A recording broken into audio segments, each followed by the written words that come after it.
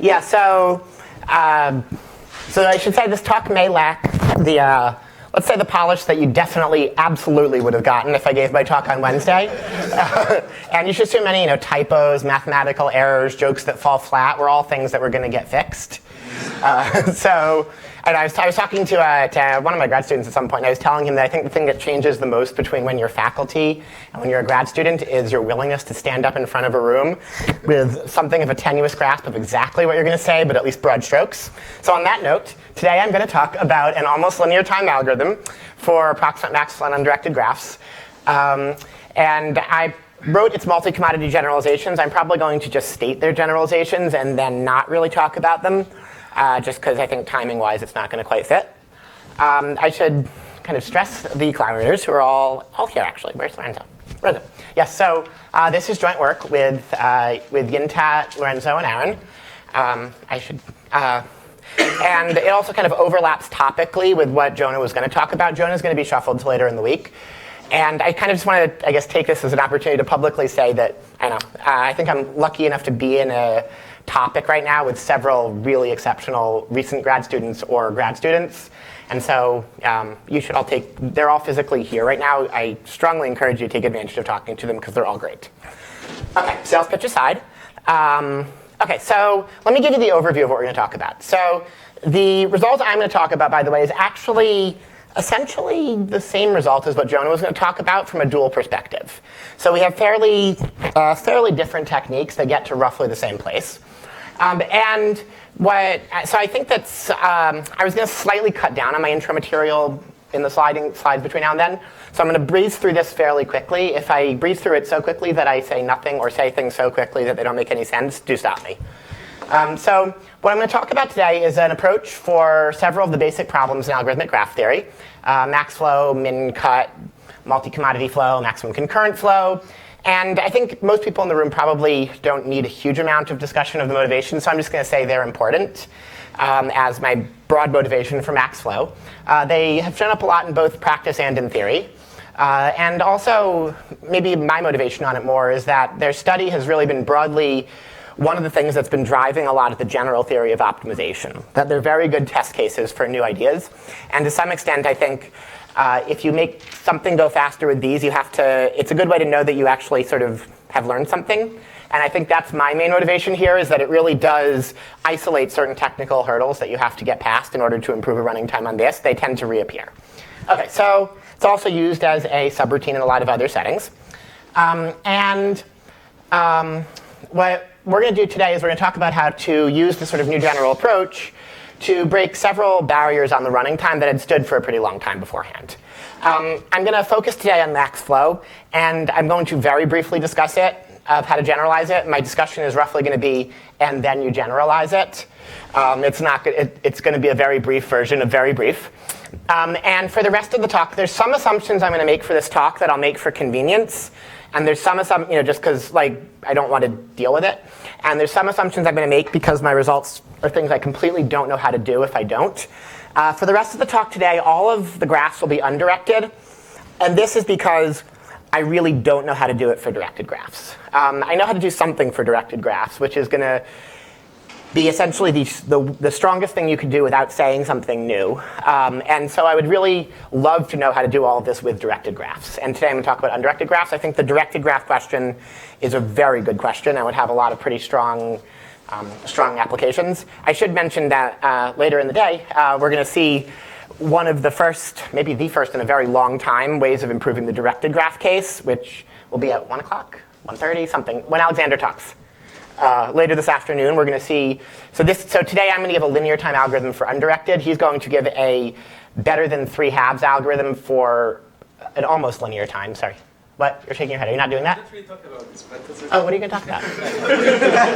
well, you will see then. Okay. So he's going to surprise us with something that's even better than what I'm announcing. Okay, so in any case, he could talk about what I'm saying. That's almost as good. Okay, so today I'm going to talk about max flow. I'm going to give this slide largely just to fix notation. So we're going to have a graph throughout the talk. It will be V and E. V will be vertices. E will be edges. N will always be the number of vertices, and M will be the number of edges. I'm going to make all my graphs unweighted. That one is just for convenience. The undirected is because I really can't not make that assumption. The weighted is just because I don't want to write weights. And there'll be capacities, which will be the weights that I'm going to now call 1. And I think I probably stole this slide from Alexander at some point. You'll notice that some of these slides look a little like his slides. And you should just know that it's me ripping off him and not vice versa if he uses any of them. OK, so this is the max flow problem. You have capacities on your edges. You have a source and a sink. You want to send stuff from your source to your sink. You're allowed to send things over edges. It's undirected, so the capacities are bidirectional. Whenever there has to be flow conservation at every vertex, so whatever goes into a vertex has to come out, and except at the source and the sink. You want to send as much as you can from the source and the sink without sending more than you're supposed to over any edge. OK, so note, you can talk about the flow in is going to be equal flow out everywhere but at the source and sink. The flow out of the source or into the sink, those are the same number and are equal to the answer. We're going to, I guess I said that one out loud already. OK, and so this is our goal. Our goal broadly is just get the highest value. So the value of a flow is the amount of flow sent from source to sink. And our goal is going to be to make it as big as possible without it exceeding the capacities. So what we're going to talk about now is the approximate version of the problem. So here the goal is going to be, I give you a graph. I promise you that it has opt as the actual answer to the maximum amount of flow you can send from S to T without exceeding the capacities. And our goal is going to be to give a flow that's within a multiplicative 1 minus epsilon of the optimal answer. And so that's what we'll do. Any questions? OK, so I'm going to kind of sketch the running time. The running time, there's been a lot of work on this over the last 60 years that I'm not going to really summarize. Instead, I'm just going to kind of jump to the more recent stuff. So today, I'm going to talk about undirected graphs and 1 minus epsilon approximate optimal flow, which at least by narrowing it to this lets me narrow down the list of work to summarize. For that, the best previous running time was a paper by several papers by people who are in various subsets are in the room right now. And that was something like, I wrote mn to the 1/3. So the interesting case for these problems, I want to say, is roughly the sparse graph case. You should think that for when you're doing 1 minus epsilon approximate things, the sparse graph case is really where the technical challenge is, because you can often sparsify your way to something a little better. Not quite this good, it's not exactly a reduction, but it's almost a reduction for the cut problems it is. And so roughly you should think m equals n, and I'm just going to say this is 4/3 as an exponent. And the previous best was 4/3. And today what we're going to, and for maximum multi-commodity flow, it was also 4/3. Assuming you have a constant number of commodities. So it was m to the 4/3 with a polynomial dependence on the number of commodities and 1 over epsilon. Again, you should think about our multi-commodity flow results in the regime where k is small-ish. There are better algorithms if k is something like theta of n or root n. You should think of k as a large constant, possibly, for these results. It's going to be poly in k, and we're not going to worry about the polys. And the main results for today are going to be how to do all of these problems in almost linear time. So when I say almost linear, what I'm going to mean by that is something like m to the 1 plus little o of 1. So Dan and Changhua have been using nearly linear to mean m polylog n. And so I couldn't use nearly, so I decided to make almost. And I think I'm going to stick with it. Almost is going to be 1 plus little o of 1. It's not quite polylog. It's like 2 to the root log n. So it's better than 1 plus epsilon for any epsilon. The multi-commodity flow result, it's actually not even a terrible dependence on k, but I do suspect it could be made into a better one. OK, so those are the results I'll talk about. Are there any questions? OK, so I should mention that because this thing is a subroutine in other algorithms, you can use this essentially with no new thinking to get better algorithms for some other problems, basically by plugging it in as a black box. So for example, this one actually, if you plug it into a paper that Jonah wrote, you can get a better root log approximate sparses cut or balanced cut algorithm out of this, among others. OK, so I do want to mention, and this is actually a very convenient timing for me to mention, that what I'm talking about today, for the single commodity case, Jonah was actually going to talk about another approach to get to roughly the same point. So he was going to give another, I think the way he was doing it, it might have a slightly different epsilon dependence, but it could be made into the same epsilon dependence and probably, so roughly you should think it's a similar result, but he's going to come at it from a dual perspective. And it really is beautiful work the way he's doing it. So you'll see that today we're going to construct a primal object of flow, and he has a beautiful approach to avoid constructing a flow, but instead working only with the cut side of things. And it, in some sense, can be, if you write it the right way, you could view it as a dual version of this algorithm. And that actually comes with certain simplifications that are really nice. So that, by the way, as an organizer, I'll now tell you, will be later in the week. The scheduling is getting nailed down as we speak. But later in the week, you'll see sort of a different route to similar results. OK, so let me now kind of start running through the ideas here. And what I'm going to do, I'm going to give background tools and limitations. I kind of want to stress here that what I'm not doing is trying to give related work. So what I'm giving here is sort of the tools that motivated this work that we kind of drew from.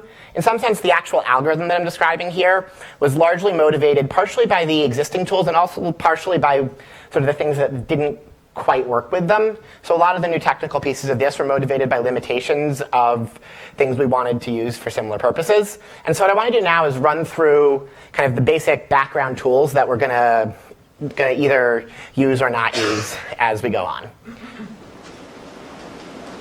OK, so I should say, just as a general related work thing, that for the first couple decades of its study, Maxwell algorithms tended to be largely, at least the fastest ones, tended to be combinatorial and deterministic. And they culminated in the result by Goldberg and Rao, which is a long one to read. But if you were to take my convention of n is about equal to m, it's m to the 3/2. And you should note that there's no epsilon in that. And I would love to make mine look like that too. So these, kind of recently, where recently means something ranging, depending how you read the sentence, something ranging from 2 to 30 years. Recently, these techniques have been augmented by randomization, sort of techniques from numerical methods and iterative techniques for linear algebra and scientific computing and continuous optimization. And I think this is a very exciting general direction, which is that you'll see that a lot of the talks in this workshop actually have been drawing kind of very extensively on ideas coming from the scientific computing side of things.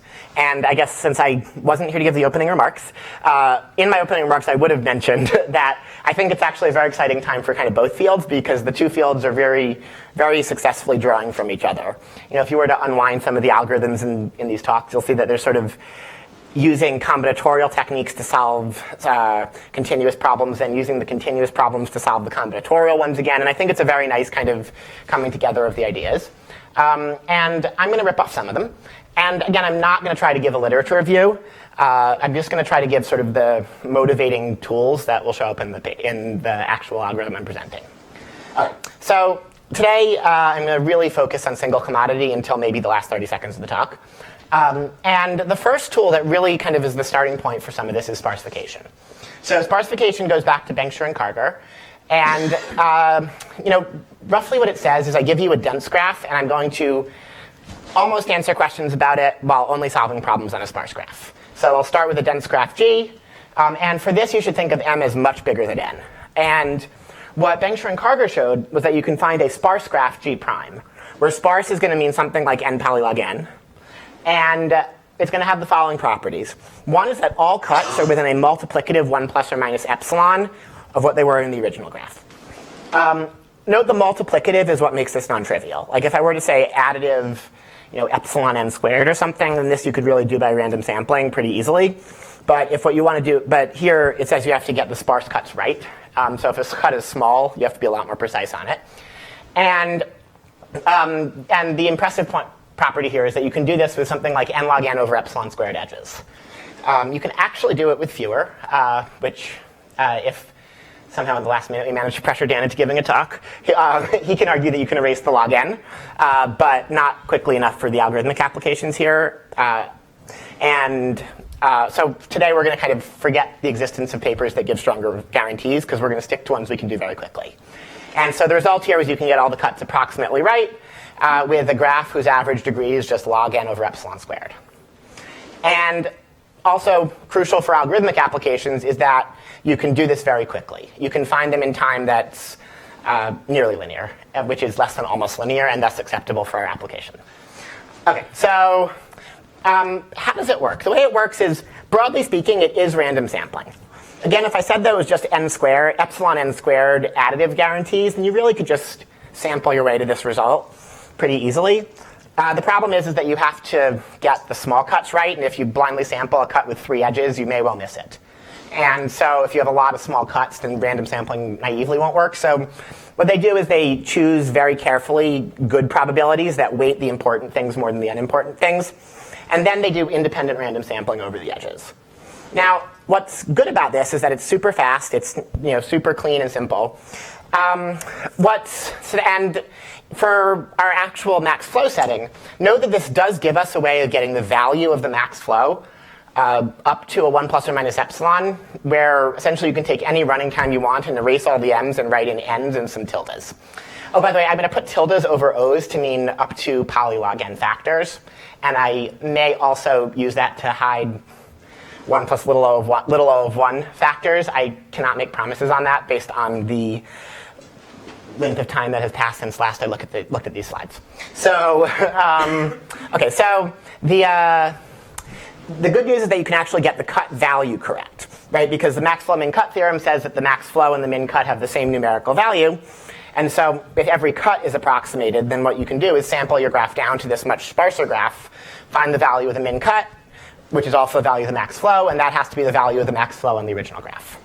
Now, the bad news for this is, okay, sorry, more good news. The good news is that it's very powerful, right? It lets you completely blindly replace your graph with a sparse graph, and then all your m's become n's. The limitation of it is that you only get the value of the flow. You don't get the actual flow itself. And this one is a real one. Like, you might think, I don't know, something with the word dual, and it should all work out. But it doesn't. Like, it actually is complicated. And the reason is that, in some sense, it's much easier to sample than to unsample. Right? The reason the cuts are preserved is that you're starting with some dense graph, and you're assigning probabilities somehow, and then random sampling. And so then when an edge appears in your sparsified graph, it's kind of standing in for a bunch of edges in the original graph. It's one representative of some class. And so if I gave you cuts, you know that numerically everything works out. But if I actually tried to take a flow on the sampled graph, we don't know how to route the flow from the sampled graph back onto the original graph because this one, the one edge is supposed to stand for a whole bunch of edges, but in a way that's fairly subtly kind of wound up in the global properties of the graph. Okay, so that's sort of the main technical challenge that keeps us from using this. The other thing is, of course, we don't know how to do sparse graphs in linear time. But I should mention this really is a real one. And up until this work and Jonah's work, there were long-standing gaps between the best max flow approximate algorithms and min-st cut approximation algorithms. Roughly you cannot turn all of the m's into n's. So that was why I had like an m n to the 1/3 instead of an m plus n to the 4/3. This actually was there up until the present work, because there was something you can do with recursion that will make it doable to get some result out of it, but you really can't just kind of blindly apply this scheme, because you really don't know how to take a flow in one graph and get one in the other. Okay, so that's our first tool. The second tool we're going to work with is iterative methods and electrical flows in linear systems. So I mentioned before that prior to this, there were things that were, I'm going to call 4/3-ish algorithms for max flow. And there were 2 classes of them that actually did something fairly different, but they both relied on a primitive. They both relied on a primitive that lets you compute very quickly what I'm calling electrical flows. And so what electrical flows are is you take your graph, you're just going to take your edges, and you're going to pretend they're electrical resistors. And then you're going to use the fact that it turns out, due to work of Dan Changhua and then later work by another non-negligible subset of people in the room, you can very efficiently solve these electrical flow problems. You can take electrical circuits and figure out what electricity will do in nearly linear time. And so this gives you this powerful primitive for probing the structure of a graph. This is using Laplacian linear system solvers. And what these algorithms did was find ways of sort of leveraging this to get better and better approximations. So the electrical flow on a graph is not the max flow, right? One of them is minimizing L2, one's minimizing L infinity. Those aren't the same thing. So what you do instead, but what both algorithms do with different approaches to doing so is they solve an electrical flow problem. They then find that some edges are flowing too much, and they fix it. So in one of the algorithms, they take the edges flowing too much and kind of hike the resistance up. The others try to reroute the flow that's being overflowed. And that's kind of the general way that they work. And I should point out that both of them, they're 4/3 type algorithms. The 4/3 is linear time per iteration and n to the 1/3 iterations. And I'm going to drop words like almost and nearly occasionally. Nearly linear time and nearly n to the 1/3 time. And I should say that both of them, in some sense, they really were root n iteration algorithms that were then used good iterative techniques to make that root n into an n to the 1/3. One of them used accelerated gradient descent methods like by Nesterov, and then the other one used sort of a careful combinatorial analysis of what happens in electrical circuits. But that root n was really kind of there. Like you could do some work on your iterative methods to turn a square root into a cube root, but there was an actual problem with that was as far as those techniques go. That's what acceleration gets you. And this was really kind of an intrinsic limitation of the techniques. So what is the good news? The way that both these worked was they took this crude primitive, sort of solving the problem well, right? Like solving electrical flows, which is not what you want. And I don't know, if you do something badly, I guess do it over and over and over is maybe a bad lesson to be conveying, but it works. And so what they do is they tell you a way of taking sort of crude algorithms that approximately solve your problem, and if they meet the right guarantees, you can sort of iteratively use them to get better approximations by calling them many times. The limitations of this is that really the running time of this strongly comes from the quality of your crude algorithm. So it's actually not too bad an oversimplification just to say that all of these iterative methods, they have some number that dictates the number of iterations. And in all the ones I can think of, at least, it is explicitly a function of the crudeness of your crude algorithm. So the root n that I said before comes from the fact that electrical flows can be, that L2 and L infinity can differ by a root n. That you can have something, that's the root n that shows up. And it's really kind of intrinsic. And they're sort of strongly dictated by the quality of their crude algorithms. And the crude algorithms that we're using, these electrical flows, there really is a root n difference. If you try to put a cube inside a sphere, inside a cube, you really do get that root n. It's there. And so, okay, so that was our second tool. And the good news was that the iterative methods really gave us a lot to work with. I should also mention that the rubric used for constructing the nearly linear time solvers is strongly motivated. It strongly motivates some of the technical pieces of what we're about to talk about. So if you know those solvers, you'll recognize a lot of recurring themes. Okay, so that's tool 2. Tool 3 is oblivious routing, which was everybody here this morning when it was talked about? I'm going to very quickly do this because I don't know if everyone was.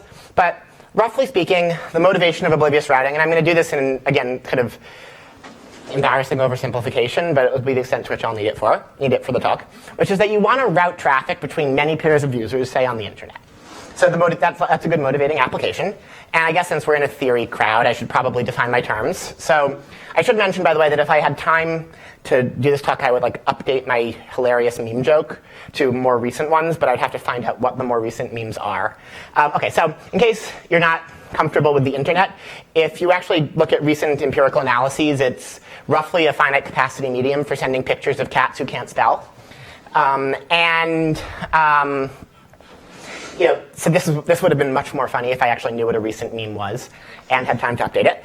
Okay, and it's also, I should say, has found some other applications as well. And what you want to do is you want to route traffic between pairs. So it's a multi-commodity flow problem. But what you don't want to do is solve a size of the internet problem every iteration, right? Like if you wanted to, we know how to solve multi-commodity flow problems. It's poly n. By the end of the talk, it's almost linear in n. But if you had to do that every time you had to route a packet on the internet, then that would be very bad. So instead what we're going to do is try to solve this without actually doing something quite so complicated. And I want to kind of mention, this is going to show up later in the talk. There's a couple ways of viewing routing. You could view it as a distribution of paths. So if I give you a pair of vertices S and T, you could think of flow between them as just a probability distribution over paths. And I'll go back and forth between the two. OK, and so that's a routing scheme. And what the oblivious routing scheme says is that you, instead of every packet, if you're able to kind of adaptively decide based on, like if S1 can look at what S2 and T2 are doing and use that to figure out how to route traffic, then you actually can do better. Multi-commodity flow problems, you can actually do better than solving sequences of individual flow problems. And what oblivious routing does is it says, that's expensive. What we're going to do instead is at the beginning of time, we're going to figure out a routing scheme, which is going to correspond to a specific flow for every pair of vertices. And in the actual routing sense, think of it as a probability distribution over every packet randomly chooses one of these paths. You decide it once, and then whenever I route traffic between a pair of vertices, the flow is determined. Like I don't know the demands in advance, but given any set of demands, I take the demand between S1 and T1, I multiply it by the flow that I actually had fixed in advance and use it. Right? And this does seem to inhere a substantial loss very plausibly, right? Like, it is true and quite plausible that knowing all of your traffic will let you route individually better. And this is something that's been studied for a while for specific graphs, and I might botch the history here. I think I have it right. It goes back to the 80s for specific graphs. And the right measure for what we're talking about and sort of what's been used in the literature is the competitive ratio. So the idea is that you have this optimal routing scheme, the one that says, I fix my demands, and then given those demands, I'll solve a multi-commodity flow problem and get the right answer.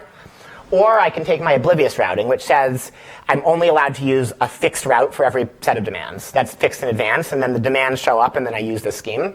And the competitive ratio is just the worst case over all possible input demands of the ratio between the congestion. So congestion is the maximum ratio between the amount you send over an edge and what you're allowed to send over the edge. So it's flow over capacity. The competitive ratio is going to be the worst case over all possible demands of this ratio.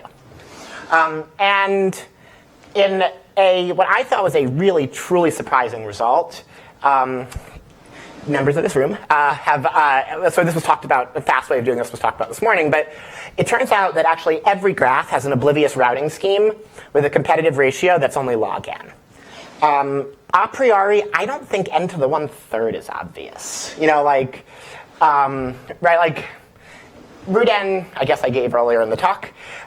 You can do if you work a little bit with electrical flows. N to the 1/3, non-obvious, right? And this is one of those theorems that I think when you first see it, I probably would have been more likely to bet that it was false before betting it was true until it was true.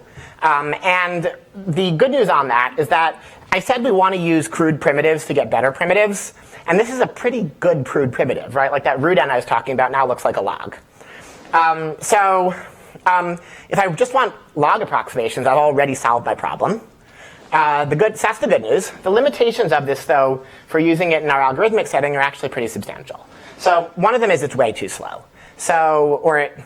There's a certain logical unwinding here in that the talk before this used Jonah's paper as a primitive, but without using a faster max flow algorithm, the way that the way to get a good oblivious routing scheme is it's much slower than max flow, and until this morning, or the talk from this morning, in which case it was only slightly slower than max flow, but they all use max flow things as primitives, or multi-commodity flow problems as primitives. Prior to these works, the running time was something between n squared and n cubed, depending on how you count. Depending on how you read the papers. And it was definitely not nearly linear. This is a harder problem than max flow. And so, because it's solving it's doing a multi-commodity flow kind of question. And so it was much, much slower, so you can't use it as a primitive. And then the other problem was that when I said that its crude algorithms become uncrude algorithms, that was a slight lie. You need not just crude algorithms. You need sort of crude algorithms with some flexibility to turn them into better ones. This gave an intrinsic log. The log is there. And it's really not clear how to use it a couple times and turn that log into a constant. OK, so those were the sort of basic pieces. So just to kind of put them back up here, so just to really super summarize. Sparsification, good news was sparse graphs become dense graphs up for approximation. Bad news, it's really not clear how to use this to actually get flows. And also, you still have to solve the sparse graph case. Tool number 2 was iterative methods. And the good news is that they really do. One is the electrical stuff gives us a very powerful primitive to work with graphs, right? You can solve this complicated global problem in nearly linear time. The bad news is, one is that, really, it's that there's really an intrinsic root n in this electrical flow primitive. And the last one was oblivious routing, which has its good news is it gives you all your log approximations that you want. The bad news is that it's slower than the thing we're trying to use it for, and it's not clear how to improve the log to a constant in specific cases. Okay, before I go into the details on anything, are there any questions? Okay, so I said before that my talk was motivated by kind of the existing tools. So each of our new technical primitives roughly come out of one of these tools. So for sparsification, what we're going to introduce are flow sparsifiers, which is a term that other people have used for other things. So this just comes with a general warning. For us, what they're going to be is basically, they're going to be the thing that Bencher-Karger gives us, but they're going to come with a routing scheme. So they'll preserve all the cuts up to a 1 plus or minus epsilon, but they'll also come with a way of not losing too much and routing your flows in your sparse graphs back into your dense graphs. So they'll come with a technique for taking flows in the sparse things and producing flows back in the originals, which was our original problem. Tool number 2 is the iterative methods really were maxed out if you use L2, so we're not going to use L2. And so we're going to talk about sort of non-Euclidean gradient descent schemes, which are not really new. They're maybe newly packaged in our paper, but we're using some of the things that are equivalent to fairly well-known techniques in iterative methods. But the new kind of part of this is that we're going to show how to use these L-infinity descent techniques to convert an oblivious routing algorithm into a fast max flow algorithm, where the number of times you call the oblivious routing algorithm grows with the competitive ratio. I want to mention a kind of an ideological point, which was that you should note that's kind of interesting about this, and you can read it in the linear system solvers and into the previous max flow works as well, is that somehow what we're doing is we're using the graph structure to actually construct good algebraic objects. And if you read, as we read on, you'll see that what we're really doing is by using the oblivious route, what we're really using the oblivious routing schemes for is to get a better parameterization of flows on the graph. So instead of parametrizing flows by edges and vertices, we're parametrizing them by something more complicated coming from the oblivious routing scheme. And the win is that we actually built this oblivious routing scheme obliviously. We built it using the graph. Like we actually learned before, we fixed how we're going to represent our objects using the structural properties. And that kind of gave us the leverage to get better competitive ratios. And then the limitations of the last one were that it was slow. I kind of already mentioned the not clear how to use. That will come back to this. But for the slow, we're going to make it not slow. So we're going to show how to give, it's not quite going to be the polylog that one would hope for. It's going to be an n to the little o of 1 competitive oblivious routing algorithm. And we now do know that you can then use this to feed it back into an oblivious routing construction. And you can use this to solve max flow problems, which you can then use to get new oblivious routing algorithms. But here we're going to construct a slightly weaker competitiveness guarantee. It's going to be a little bit worse than polylog. Okay, so let me now fill in the details a little more. So again, capacities will be 1 just for simplicity. And we're going to talk about congestion minimization instead of max flow. So we're just basically going to divide by the answer. So instead of trying to send as much as we can without congesting anything, we're going to say you're going to send 1 unit of flow and minimize the max congestion. If you then take that number and take 1 over it and scale by it, you get the other problem. It's just a rescaling that's more convenient for our iterative setup. And our algorithm is going to just basically be like all iterative methods. Start with something simple and improve it. So we're going to start with some initial flow f0 that we're going to get without too much work. And then we're going to iteratively try to reduce its congestion. And the super high level view of this is we're going to have nth the little of 1 iterations. And each iteration is going to take the number of edges in the graph times something that's nth the little o of 1. So 2 to the root log. Like they're both going to be so this is the actual number. It's 2 to the o of, 2 to the square root of log n log log n. I don't know, the way to think about that, if it looks like a lot of symbols, is the log of it is square root of log. So polynomials have log being polylog, being log. And log things have log log. So this is kind of halfway between the two. So it's better than any polynomial. And each iteration is going to take almost linear time, and we'll have an almost constant number of iterations. And the approach is going to have two main parts. One is the iterative scheme, which is going to be a sort of general gradient descent technique. And we're going to use that to show how to reduce the problem to constructing a matrix with some nice algebraic properties. And then once we have, so the iterative scheme is going to let us reduce to constructing a projection matrix. Then we're going to construct the projection matrix.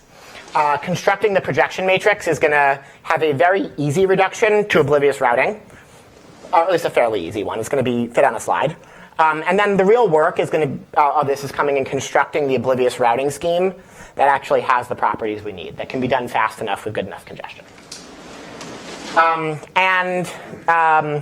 might be missing a tool here if you look at this too carefully, right? So the way that you might not see flow sparsifiers yet. So the way that we're actually going to construct the oblivious routing scheme, which is where the sort of technical core of the paper happens, is you're going to chop the graph into smaller and smaller pieces and recursively show how to reduce getting an oblivious routing scheme on a graph to getting an oblivious routing scheme on some number of smaller graphs, and hopefully make your recurrence work. And the place where we use flow sparsification is inside of that. We're going to use that in our process of taking complicated graphs and reducing routing on them to routing on simpler graphs.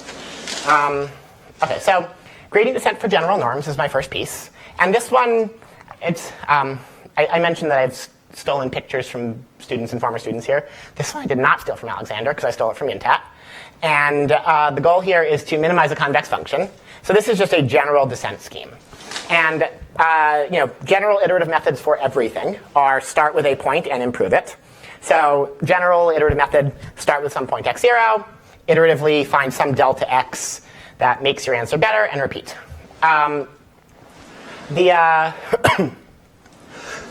Excuse me. The standard gradient descent technique is really an L2 gradient descent. So L2 gradient descent, which is usually just gradient descent, is you start at some point x0, and you repeatedly, I wrote a complicated looking expression, but you take the gradient. And what is the gradient really doing? What it's really doing is minimizing over some ball, where the ball is an L2 ball, a local approximation of your function, right? So the main points in gradient descent are you take your convex function, you approximate it by a linear term and some other stuff. You hope your other stuff is small, and then you optimize your linear term over some, your linear approximation over some local neighborhood, where the neighborhood here is a ball of radius r. And because calculus is super nice and L2, it turns out that that is just the answer to this optimization problem. Minimize v dot x over a ball happens to be in the direction of v, but that's a coincidence based on L2. Really, you should think of gradient descent as linearly approximate your function and optimize it over a small neighborhood, where neighborhood is L2. And this is gradient descent. And all we're going to do here is somehow L2 is really not well suited for max flow.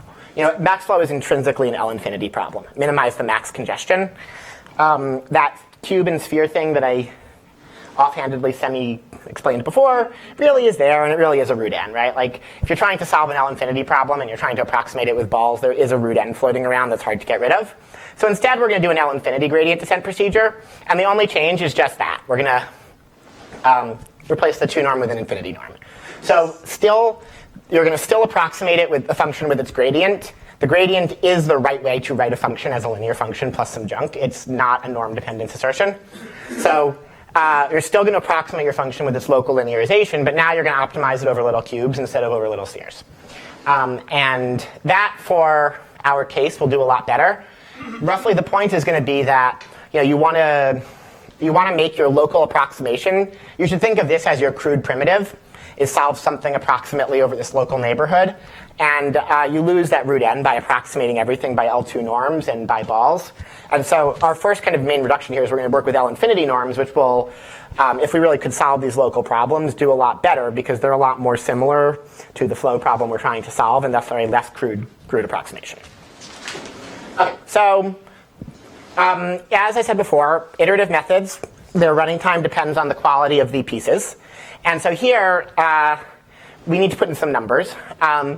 the things that matter are essentially you want to know how far you can go before your linear approximation stops working, right? So buried in this somewhere is essentially, the right scale is you sort of draw a little box and see that's how far you can go before your linear approximation is no longer useful. And you want to figure out how many boxes there are to fill up your region of where your answer could be. So what we need is a radius of the starting area and a step size quantity. So formally what you get is we're going to have some radius r, that's the infinity norm distance between your starting point and an optimum. And you're going to have a Lipschitz constant, which is going to dictate how far you can go before your approximation stops being useful. So the Lipschitz constant, you want the Lipschitz constant of the gradient. That's saying how quickly the gradient changes as you move over some box. If you actually write out what you need, it turns out that previously it was an L2 Lipschitz constant. Really, 2 was the dual of 2. So the right way for this sort of thing, the right Lipschitz constant is you want to look at how far you can go in infinity norm and compare that to the L1 norm change of the gradient. Roughly, it's because 1 is the dual norm to infinity. Here, the gradient is just the dual vector that you get directly out of differentiating. Yes. That's somehow, yeah. Go ahead. I don't understand this. In the L infinity case, it's the function is a gradient only locally. Once you cross and you switch to a different constraint, then the information you had from the gradient is no longer useful at all. So you need to pick your rectangle or your cube correctly so that you don't move into an area where...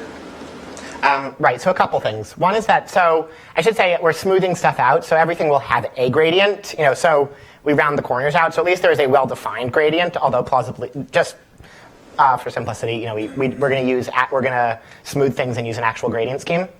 And then, right now I'm defining a parameter of the iterative method to be the Lipschitz constant, compared to the radius. The extent to which, if I just blindly draw a box and take a step, the extent to which that can actually, what you described can happen, the extent to which you can go a short distance and then have your gradient completely change is what the Lipschitz constant captures. If the Lipschitz constant is bad, then what you're describing can happen. And the goal of our setup is going to be to construct, is going to be able to construct the right functions and parameterizations so that the Lipschitz constant is good. So you're right, a priori this could be terrible. It often is. So what we're going to do, but we're going to actually construct an object so that the Lipschitz constant is well bounded. And here what I'm saying is that if I gave you just these two numbers, the Lipschitz constant and the radius, you can use that to construct a bound on the iterations. And then we're going to try to construct primitives so that those iteration bounds are actually good. Does that make sense? Yeah. So you can do some algebra, and you can convince yourself that actually the guarantee you get out of this you can get the guarantee that sort of your objective function minus the optimal objective function, this is the iteration bound you get. For the sake of this talk, what matters here is the numerator are polynomial, L and R squared. It doesn't really matter. Those are the right polynomials, but we just need their polynomials. The denominator is k, which is the number of iterations. So, to get, this says that that's the rate at which your error improves. So if you want to get your error to be a factor of n smaller, you take n times as many iterations. Okay, so that's our setup. And so now really we're going to come down to finding things so that L and R aren't terrible. Okay, so that's how we're going to get to projections. So far what I've done is just given very general generalities about iterative methods. Now let's talk about how we're actually going to make ones that work. So first, let me just do a little bit of massaging of our problem to put it into a form that's actually amenable to this. So this is our actual problem. We want to minimize the congestion, which is just I've made all my capacities 1, so I don't have to write capacities here, in which case it really is just the infinity norm. Otherwise, I'd put some diagonal matrices in the right places. And so now the idea is I want to minimize over all flows, which you think of as vectors in the edge space that actually, I wrote just routes the demands. That means are flows that route the demands, like they meet all the constraints they're supposed to. Want to minimize the infinity norm. So what we're going to do is we're going to turn this into start with some initial flow that routes the demands, and then we're going to add a circulation. So this is kind of why we scaled it all down, was that instead of trying to find the best flow, we're going to start with any flow, and then we're going to try to make the congestion smaller. So if we're already routing the right demands, then you want to keep routing the right demands, you add a circulation. So that's what our setup is going to be. This is just how we'll parameterize things, is start with any flow, fix that in advance. Now we're going to look for the circulation to add to it to make the infinity norm small. And constraints are unpleasant. And so what we're going to do is we're going to turn this into an unconstrained problem. So rather than, you'll notice here, the such that is a circulation, it could intersect weirdly with the infinity norm. There's a box and a height and some subspace, and that could get complicated. So what we're going to do instead is we're going to turn it into an unconstrained problem by defining a projection matrix. So that we can then, give me 3 lines, and then I'll say this more carefully. But we're going to define something to be a circulation projection if it is a projection into circulations. So what that means is I'll give you an m by m matrix. So it takes things in flow space to flow space, edge vectors to edge vectors. And has the property that if I apply it to anything, I get a circulation. So projections to linear space of circulations. And has the property that it is a projection, which means p squared is p. So if I start with a circulation and then apply it to the circulation, I get another circulation back. The good news about this was that now, instead of solving a constrained problem, I've sort of converted into an unconstrained one, because now I'm minimizing the infinity norm of f plus pc. So instead of forcing it to be a circulation, I'll just project into circulations and parameterize by something unconstrained, which is just more convenient. I should I want to briefly stress that there's something a little subtle here. Usually when you think of projection matrices, you would have thought I'd write the projection matrix, and there'd be one of them. Note that we are not requiring it to be a symmetric matrix. There is one symmetric projection matrix. There are a lot of projection matrices. Right? So this is just any linear operator with those 2 properties. And if P were equal to P transpose, that would be orthogonal projection. That's not what we necessarily have. And in fact, if we had that, we'd basically be back to the electrical flow setup. Instead, we're just requiring, you could think of it as an oblique projection. This was my attempt at a picture, which was that you're projecting, but your projecting is not necessarily orthogonal. You could think of it as you change bases and then do projection and then change back, but that's not the right way to think about it. Right, so again, the point is that it's not a symmetric matrix. That's not necessarily just orthogonal projection. And exploiting that difference is crucial, because otherwise you'd get the root ends back that you had in the first place. Okay, before I go on, any questions? Okay, so now I claim that we're almost there. Yeah. You're going to bound how oblique it is? Not really. We're going to bound how congestion-y it is. But we're going to, in some sense, we're going to bound the infinity norm properties of it. It will be boundable in the sense that if I gave you unit capacity graphs, it will be poly and everything. But we're not going to, the goal is to exploit the obliqueness. What we're going to bound is the congestion properties of it. So essentially, the way to think about it is that straight orthogonal projection, it really is solving an L2 minimization problem, right?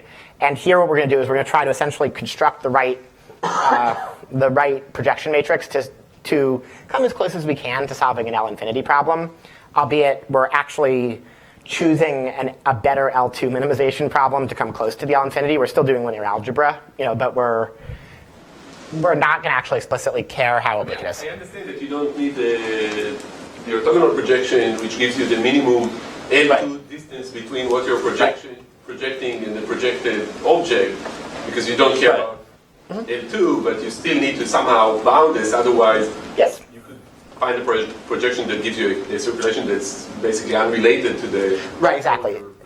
Right, so we're going to bound the properties of the projection. The properties we want are not going to be the L2 angles. They're going to be a thing that involves norms of stuff, infinity norms of things. So it will be the natural thing to do, right? So you do get the minimum with respect to the infinity norm, right? Yes. Well, we're going to minimize, in some sense we're going to write... the one infinity setting, so you need to... We're essentially going to be writing the matrix that minimizes the worst case infinity norm when you do the projection. And that's how we're going to... So give me one slide and then I will say yes. So this is a long-winded way of saying yes.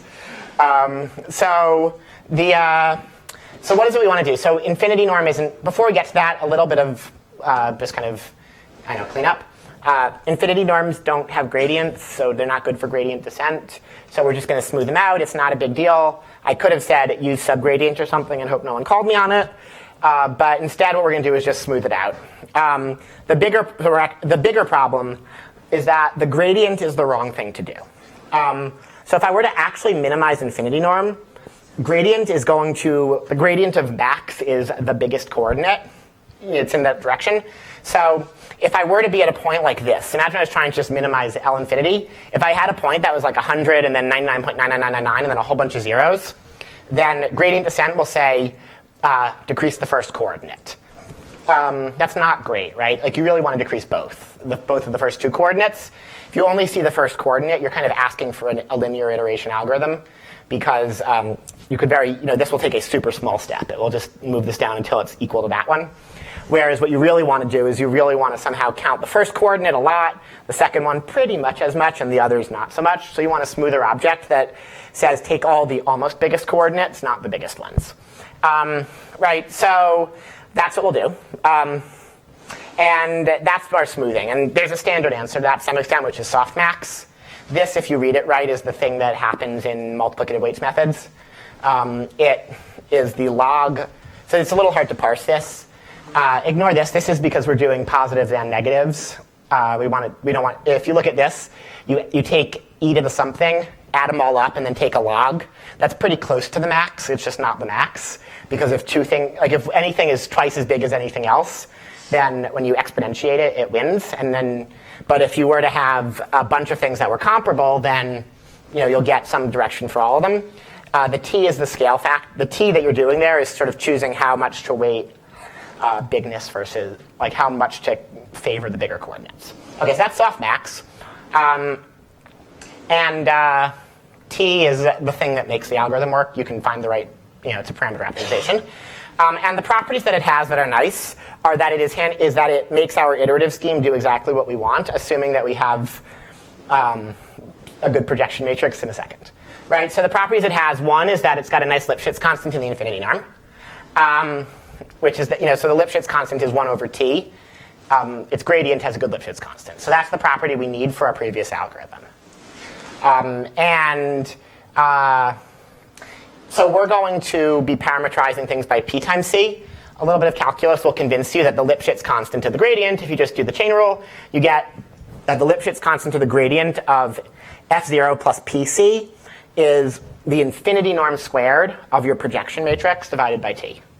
So this is the answer. This was my long-winded yes, was what we're going to do. The actual thing we're going to look for is we're going to look for the projection matrix P. We have this whole class of them because we can choose any oblique projection. What we want to do is get the one that's going to give us the best infinity norm. And that's the problem we're going to solve. Because that's going to give us a good Lipschitz constant. And so I claim that actually I really have, other than giving you any way of constructing a projection matrix, given you an algorithm. Namely, if I were to give you a projection matrix with infinity norm that was n to the little o of 1, then our previous iterative method analysis tells us that in n to the little o of 1 iterations, you get a poly 1 over epsilon approximation. Or a 1 over epsilon approximation. So in n to the little o of 1 times poly 1 over epsilon, you get an epsilon approximation. Okay, so the recap of all of this so far was L infinity doesn't equal L2, so use L infinity. Projection matrices are usually, orthogonal projection is an L2 thing. Don't do that. Instead, take an iterative method that's based on L infinity, then compute the Lipschitz constant of your, that determines the running time of your iterative method, and then choose your projection matrix to be the best answer to that. So you want to find the projection matrix with the best infinity norm. Yes? But there's also a line about replace some of your infinity norms with S maxes. So I guess I want to get straight which ones we're replacing. Oh, so there's two places where infinity, just to kind of, Gradient? okay, I should say this a little bit carefully. So the idea was the softmax was a smoothing of our original objective function. The properties we're going to use of softmax are that we can approximate it and it doesn't screw up the answer too much. And those are distinct properties. So the fact that softmax is we smooth our function, our objective function, and the doesn't screw up stuff much, we're going to use to say that if you could actually optimize softmax, you would get an approximate answer. So Well, that's the first property, actually, is that, like, you know, we're adding a smoothing term. We're going to keep the smoothing term less than the 1 over epsilon, the epsilon that we're allowed. And so the softmax is just being done. We're still doing actual L infinity gradient descent on a smoothed L infinity-ish objective, right? Like, so our objective function is softmax. That's an approximation of our original objective. That's close enough because of how we choose the parameters so that it's not too big a difference. And then that sort of determines how much, that's the smoothing part of it. But then we get to the Lipschitz constant part of it. So then we're using actual straight L infinity descent. Because we're using straight L infinity norm gradient descent, that is the exact Lipschitz constant. Or the exact bound coming from the previous line on the Lipschitz constant. If you do subgradients, then do you save that log? I have no idea. I don't know how to save the log easily with subgradient. I would kind of hope to save more than the log, which is why I haven't tried super hard. I'd hope to save the 2 to the root log n, versus log n. But I don't know. Aaron and Ted, have either of you checked that? The problem is if there is no mirror descent on L infinity space, so you cannot do mirror descent there. Right, you can't get the accelerated part of it. Certain parts of that directly, it might hurt the epsilon, which would be sort of worse. Right, I mean, like the natural question also is, we have an epsilon squared coming from essentially there's 2 epsilons. There's the smoothing epsilon and the iterative method epsilon.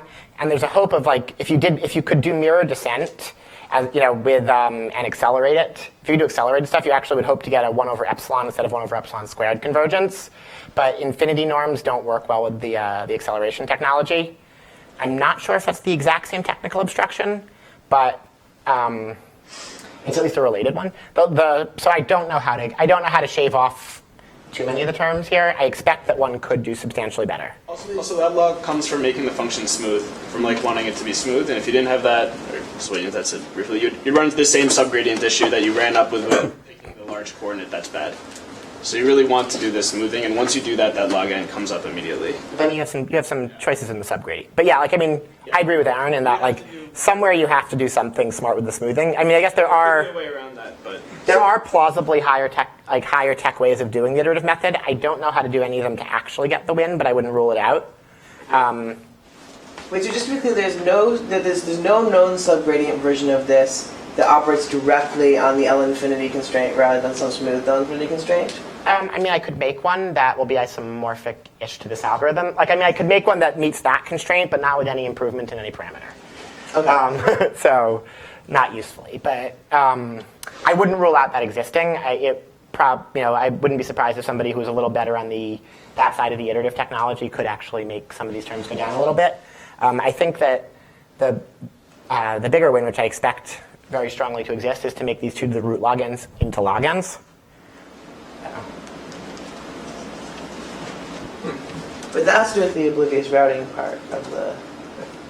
Sorry. In my rush to write this talk, I didn't plug in my laptop. Okay, so... What's that? You should end soon anyway. I should. Okay, so let me kind of power forward a little bit. This was a reasonably simple reduction to oblivious routing. So once we have this construct a good projection matrix, I'm going to speed this up a little. Because I started a few minutes late, but not enough late that if I don't speed up, I'll get to the end. So reasonably simple reduction is, I claim if you give me a linear oblivious routing scheme, so nothing in my definition of oblivious routing actually said it was a matrix, but we're going to say it is. If I gave you an oblivious routing scheme that happened to be linear, you can fairly easily convince yourself that you can use that to construct a circulation projection. And the competitive ratio is going to be directly related to the L infinity norm. Basically, this is what actually will happen: is you take your projection matrix is like I minus the oblivious routing schemes matrix with appropriately cast into the right space. So it's just like a one-line algebraic reduction. And what you get at the end of that is you get that the infinity norm of the projection matrix is the competitive ratio of the oblivious routing scheme plus 1. And again, 1 is much less than log n, so we don't care. So the upshot was that this actually does reduce us to oblivious routing. So all this iterative stuff, end of the day, says that if I could give you a good oblivious routing scheme efficiently, we would be done. because the iterative machinery says that you can now run it a bunch of times, where a bunch is a function of the competitive ratio, to get a better and better approximation. Now, the cost of the iteration is bounded in terms of P and P applying the matrix. So you have to be able to multiply by the oblivious routing matrix. You also have to be able to multiply by its transpose, which roughly corresponds to computing the congestion of things. Like you want to route stuff with the flow, and then you want to compute the congestion of the flows, roughly. So it's the transpose. And the rest of the talk, which will be, I think, about 3 minutes, given that I'm an organizer and just should tell myself to shut up soon. The rest of the talk will be a sketch of how to construct the oblivious routing algorithm that meets these properties. And so the properties it's going to meet are that its competitive ratio is the promised m to the little o of 1, and that you can apply A and A transpose very quickly. OK, so I'm going to do this in caricatured picture because I'm running a little slow. But why the methods were too slow is that roughly they route with distributions of trees. So the way that they work is I said if I give you one tree, it is a routing scheme. So if I give you a probability distribution over trees, I get another routing scheme. And that routing scheme is plausibly oblivious. It's always oblivious, and it's plausibly good if you choose the right trees. The bad side is that you actually need a lot of trees. Like, you could convince yourself fairly easily that if you ever actually wanted to get a good oblivious routing scheme, you need at least linearly many trees. Or else you'll have a bad super logarithmic competitive ratio unavoidably, with simple examples. And so the problem here is that you can't even write down an oblivious routing scheme in less than linear time, right? Because there's n edges per tree. N-1 edges per tree. So if you need linearly many trees, then we're already past our linear time budget of running time. And that's really our issue. That's the main issue we have to get past. It's just that even if we could do all calculations super quickly, we can't even write down an oblivious routing scheme fast enough. And the solution is to not write them down. And so what we're going to do is instead do something implicit and recursive. So instead of multiplying by the instead of actually writing down the matrix, we're just going to give ourselves the ability to multiply by it. And roughly, OK, this is where I'll speed up a little for my last 3-minute part, is we're going to take routing on G and we're going to reduce it to routing on simpler and simpler graphs. And this should feel a lot like the linear system technology. So the idea is I'm going to give you sort of let me actually skip the notation since I'm going to speed this up. OK, the two techniques we're going to give you are basically I'm going to say I give you a dense graph. And I'm going to say that if you can route on the dense graph, I'm going to reduce routing on the dense graph to routing on the sparse graph. And it's going to be roughly using sparsifiers. But we're going to have to be able to route the flow, so we're going to want flow sparsifiers.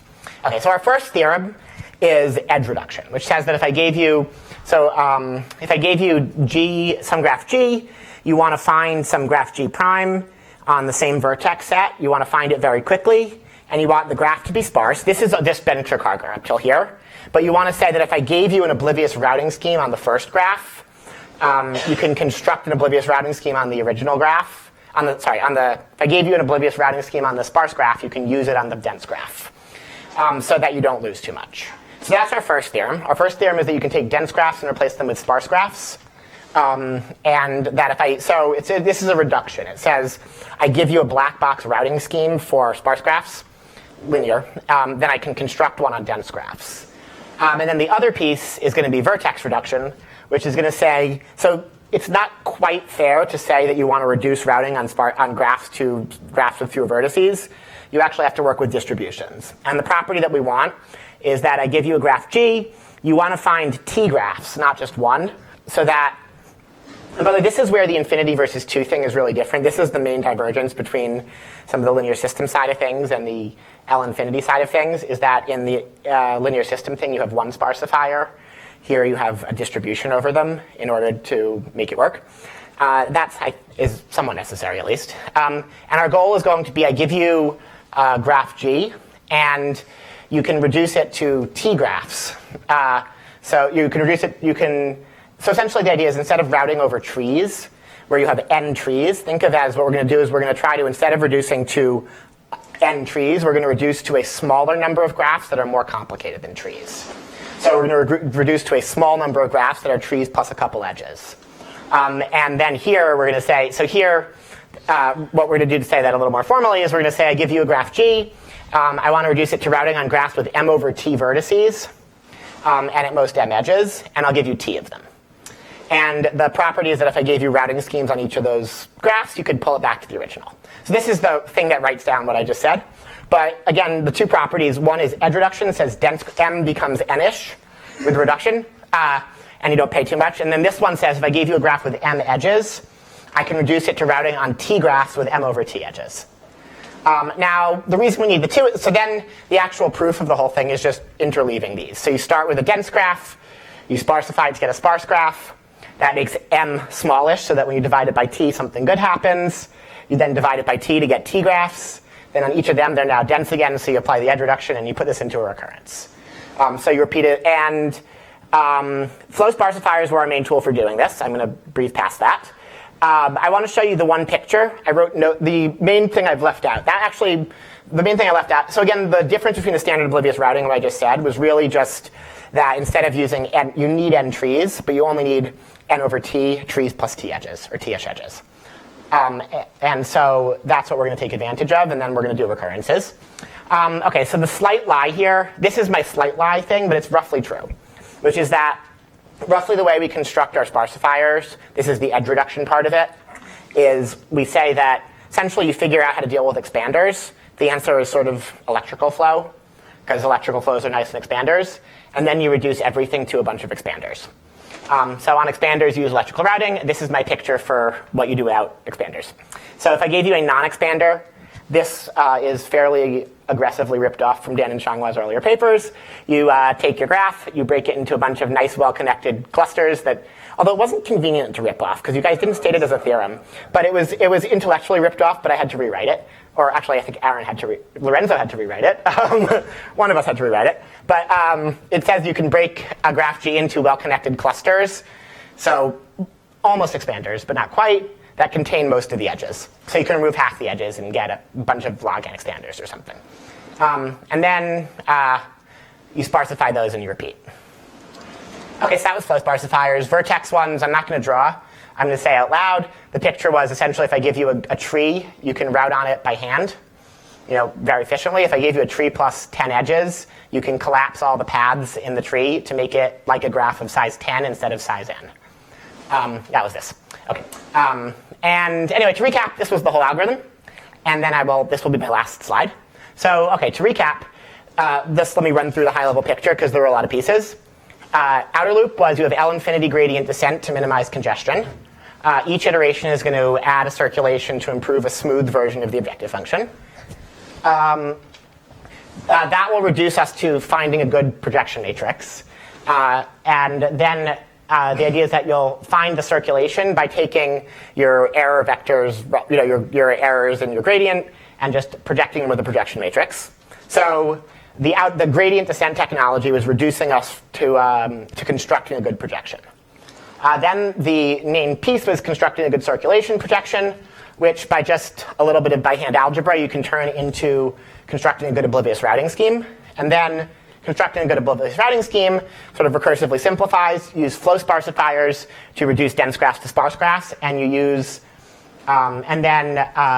trees plus a couple edges allows you to collapse paths. That's the sort of thing that lets you reduce the number of vertices. Put it all together and you get a max flow algorithm. For multi-commodity flow, I said I get my last 30 seconds on it. You do exactly the same thing with a different objective function. So you don't have to really change too much. You have to change a little bit of the iterative technology. You don't have to. You can use the same projection matrix. You just start with the objective function of multi-commodity flow instead of single commodity flow. You smooth it appropriately. Write down the iterative scheme and do it. Right. So and what's nice is you don't have to start over. You can just use the same projection, but with a better smoothing and regularization. Okay, so that's it. Thanks.